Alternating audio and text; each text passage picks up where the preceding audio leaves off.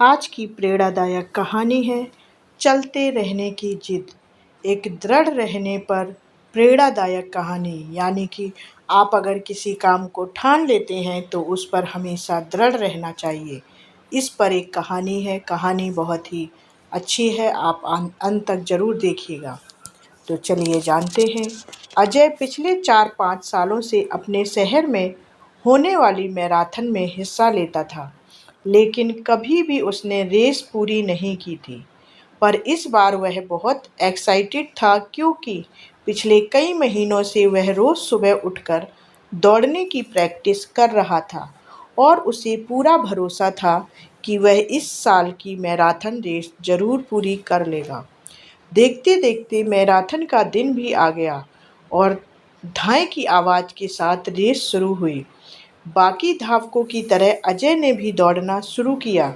वह जोश से भरा हुआ था और बड़े अच्छे ढंग से दौड़ रहा था, लेकिन आधी रेस पूरी करने के बाद अजय बिल्कुल थक गया और उसके जी में आया कि बस अब वहीं बैठ जाए। वह ऐसा सोच ही रहा था कि तभी उसने खुद को ललकारा, रुको मत अजय, आगे बढ़ते रहो। अगर तुम दौड़ नहीं सकते तो कम से कम धीरे धीरे चल लो, तो आगे बढ़ सकते हो और आगे बढ़ो। और अजय पहले की अपेक्षा धीमी गति से आगे बढ़ने लगा। कुछ किलोमीटर इसी तरह दौड़ने के बाद अजय को लगा कि उसके पैर अब और आगे नहीं बढ़ सकते। वह लड़खड़ाने लगा। अजय के अंदर विचार आया, अब बस और नहीं बढ़ सकता। लेकिन एक बार फिर अजय ने खुद को समझाया, रुको मत अजय, अगर तुम जॉग नहीं कर सकते तो क्या, कम से कम तुम चल तो सकते हो। चलते रहो। अजय अब जॉग करने की बजाय धीरे धीरे लक्ष्य की ओर बढ़ने लगा। बहुत से धावक अजय से आगे निकल चुके थे और जो पीछे थे वे भी अब आसानी से उसे पार कर रहे थे। अजय उन्हें आगे जाने देने के अलावा कुछ नहीं कर सकता था।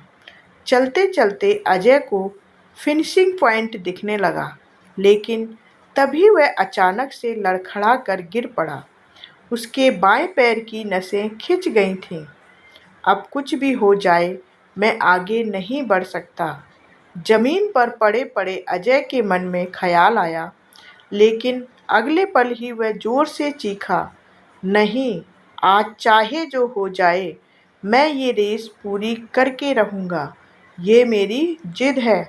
माना मैं चल नहीं सकता, लेकिन लड़खड़ाते लड़खड़ाते ही सही इस रेस को पूरा जरूर करूँगा। अजय ने साहस दिखाया और एक बार फिर असहनीय पीड़ा सहते हुए आगे बढ़ने लगा। और इस बार वह तब तक बढ़ता रहा जब तक उसने फिनिशिंग लाइन पार नहीं कर ली। और लाइन पार करते ही वह जमीन पर लेट गया। उसके आंखों से आंसू बह रहे थे। अजय ने रेस पूरी कर ली थी। उसके चेहरे पर इतनी खुशी और मन में इतनी संतुष्टि कभी नहीं आई। आज अजय ने अपने चलते रहने की जिद के कारण न सिर्फ एक रेस पूरी की थी, बल्कि ज़िंदगी की बाकी रेसों के लिए भी खुद को तैयार कर लिया था। दोस्तों, चलते रहने की जिद हमें किसी भी मंजिल तक पहुंचा सकती है। बाधाओं के आने पर हार मत मानिए। ना चाहते हुए भी कई बार कंडीशंस ऐसी आ जाती हैं कि आप कुछ नहीं कर सकते, पर ऐसी कंडीशन को कुछ भी ना करने का एक्सक्यूज मत बनाइए। घर में मेहमान हैं, आप 8 घंटे नहीं पढ़ सकते, कोई बात नहीं, 2 घंटे तो ज़रूर पढ़िए।